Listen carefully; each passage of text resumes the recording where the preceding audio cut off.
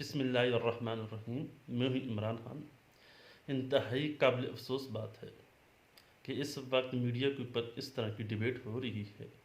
کہ جس سے ہر پاکستانی شرمندہ بھی ہے، دکھی بھی ہے۔ کہ حامد میر کے کچھ بیانات ہیں اسرائیل اور کشمیر کے حوالے سے۔ تو حامد میر نے ایک بات کہی ہے نسیم زرہ کے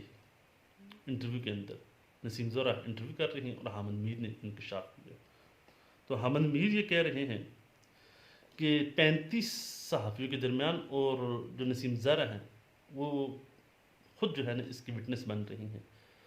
تو انہوں نے کہا کہ جنرل باجوہ نے یہ تاثر دینے کی کوشش کی کہ ہم انڈیا کے ساتھ نہیں لڑ سکتے،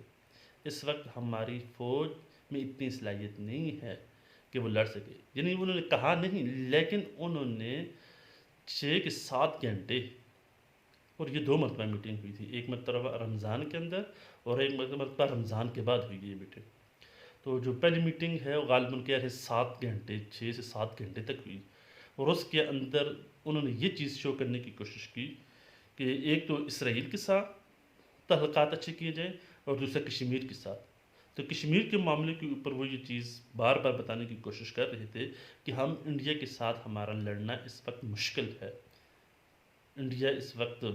ہم سے زیادہ طاقتور ہے، اور پاکستانی فوج کو ایک طرح سے کمزور پیش کرنے کی کوشش کی، اور کہ ہمارے پاس اتنا فیول نہیں ہے کہ ٹینکوں میں ڈال کے ہم ان کے ساتھ لڑ سکیں۔ مطلب کہ کہنے کا مدعا یہ کہ پاکستانی جو فوج ہے اس کے کمزور پہلو کو اجاگر کرنے کی کوشش کی۔ بہرحال یہ حامد میر نے بڑے سخت قسم کے انکشافات کیے ہیں، اور خاص کر کے یہ جو 3 اس وقت صحافی ہیں جو اس وقت سامنے آ چکے ہیں میڈیا کے اوپر، ایک حامد میر، دوسرے نسیم زہرہ اور تیسرے میر عباس، یہ 3 کہہ رہے ہیں ہاں جی یہ میٹنگ ہوئی تھی، اور اس میٹنگ کے اندر جنرل باجوہ نے جو ریٹائر ہو چکے ہیں اس وقت، قمر جاوید باجوہ، انہوں نے اس طرح کی باتیں کی تھیں۔ اب اس کے ساتھ ساتھ جو وقت گزرتا جا رہا ہے تو اور بھی صحافی آتے جا رہے ہیں، جیسے عمران ریاض وہ سامنے آگے ہیں، انہوں نے بھی کہا ہاں ہوئی ہے۔ پھر اسی طریقے سے نجم الحسن باجوہ وہ اس بارے میں جو ہے نا بات کر رہے ہیں۔ تو اس میں کامران شاہد، مطلب بڑے بڑے صحافی موجود تھے ان 35 صحافیوں کے درمیان۔ تو بہرحال کچھ صحافی اب منظر عام کے اوپر آ کے قمر جاوید باجوہ کے حوالے سے اس طرح کی کہ یہ جو حامد میر نے بات کی، جو انکشافات کیے، اس حوالے سے باتیں اب کر رہے ہیں۔ انہوں نے ایک اور بڑی خطرناک بات کی ہے، کہا کہ جو کشمیر کے حوالے سے جو انہوں نے ایکٹ چینج کیا تھا بھارت نے، غالباً یہ جولائی کے اندر چینج کیا تھا، تو اور اس کو ہندوستان کا حصہ قرار دیا گیا، کہا کہ یہ نوبل پرائز انعام لینے کے لیے قمر جاوید باجوہ نے نوبل پرائز انعام لینے کے لیے خاص قسم کی انڈرسٹینڈنگ کے تحت کہ ہندوستان کو اجازت دے دی کہ آپ کیا کریں کہ اسے اپنا حصہ قرار دے دیں، اور یہ دنیا کے اوپر یہ چیز شو کرنے کی میں بڑا امن پسند ہوں کہ انڈیا نے اس طرح کا یہ کام کیا، لیکن اس کے باوجود ہم نے کوئی لڑائی جھگڑا یا مار کٹائی یا ایک تشدد کی طرف نہیں آئے، بلکہ اس کو ایک ڈیبیٹ کے ذریعے معاملے کو سلجھانے کی کوشش کی۔ تو اس طرح کی باتیں کر کے یہ ایک دنیا سے یہ ایک عالمی جو ایک انعام ہے نوبل پرائز وہ لینا چاہتے تھے۔ انہوں نے بڑی سخت بات کی۔ اب دیکھیں اللہ کرے ایسی چیز سچ نہیں ہو، کیوں کہ یہ صرف بات قمر جاوید باجوہ کی نہیں ہے، یہ بصیت پوری قوم، اس کے منہ کے اوپر ایک تمانچہ ہے کہ اس کے اوپر ایک داغ ہے کہ ہمارا جو سپہ سالار تھا وہ اتنا کمزور ہے، یہ ایک بزدل جو ہے نا اسے ظاہر کرنے کی کوشش کی گئی۔ تو جو ایک انتہائی دکھ کی بات ہے، اللہ کر یہ باتیں جھوٹ ہوں، لیکن اس وقت جو ایک باتیں چل رہی ہیں اور ایک کے بعد ایک صحافی آ کے ان باتوں کی تصدیق کر رہا ہے، تو اس سے لگتا ہے کہ اب یہ کھیل کہاں جا کے رکے گا، بلکہ رکے گا نہیں، کہ مزید بڑھتا ہی جائے گا۔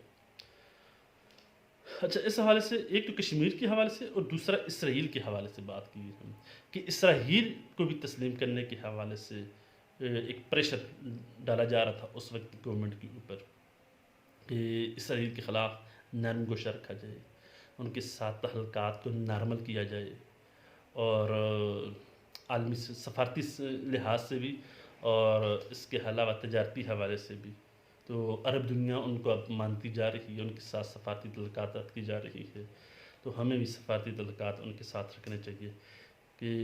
ایک اسرائیل کے حوالے سے بات ہوئی،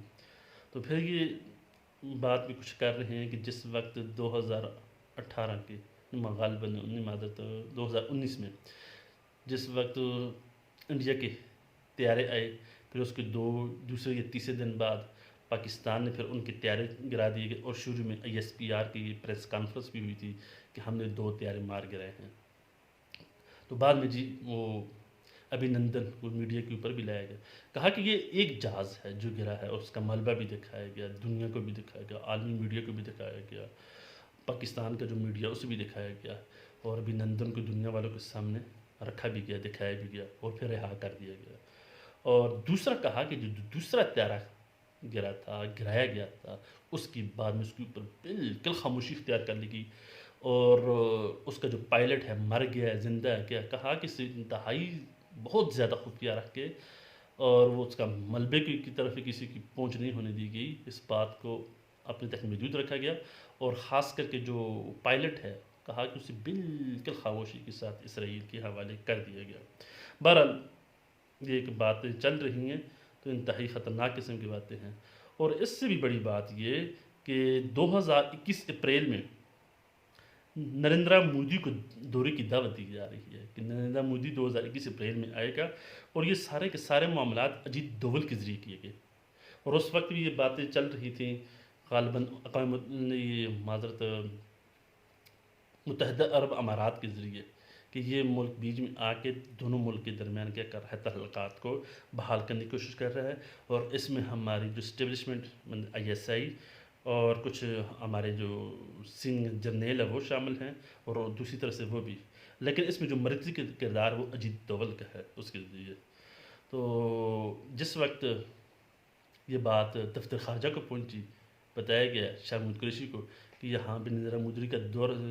اس کا دورہ ہو رہا ہے، تو اسے جا کے عمران کی بات کی. انہوں نے کہا ہاں اس طرح بات چل رہی تھی، لیکن یہ ہے کہ اس کے اوپر کنفرم کہ وہ آئے گا نہیں آئے گا، یہ اس والے سے اس نے قمر جاوید باجوہ کو فون کی کہ یہ بات سننے میں آئی ہے، تو وہ آگے سے لیکچر دینے لگ گیا. پھر اس طرح کہ شاہ محمود قریشی نے جو اس وقت کے سیکرٹری خارجہ، ایک تو موجودہ اور ایک سابق تھا، ان دونوں کو بلا کے قمر جاوید باجوہ کے ساتھ بات کی. تو انہوں نے کہا کہ یہ بڑا خطرناک ہوگا کہ اس وقت معاملات کچھ مطلب کہ ہیں عالمی دنیا کے سامنے، پاکستانی عوام کے سامنے. جس وقت مودی ادھر آ گیا معاملات، تو یہ مطلب کہ اس وقت کا جو قمر جاوید باجوہ اس وقت جو معاملات کر رہا تھا، اس وقت کی گورنمنٹ کی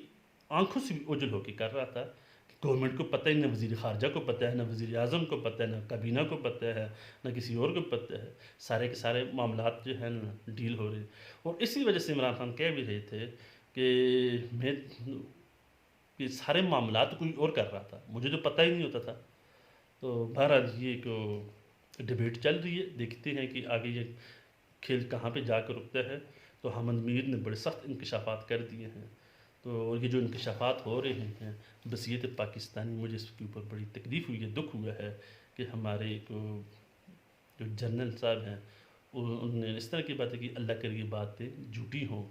تو سوئے جیسا بھی اختلاف ہو، لیکن ہمارا سپہ سالار فوج کا وہ کمزور ہو، بزدل نظر آئے، یہ ہمیں برداشت نہیں ہے. اللہ کرے باجوہ صاحب کے حوالے سے یہ باتیں جھوٹ ہی نہ ہوں تو اچھا ہے. تو انشاءاللہ آگے نیکسٹ ویلاگ کے اوپر باتیں کریں گے. اللہ حافظ.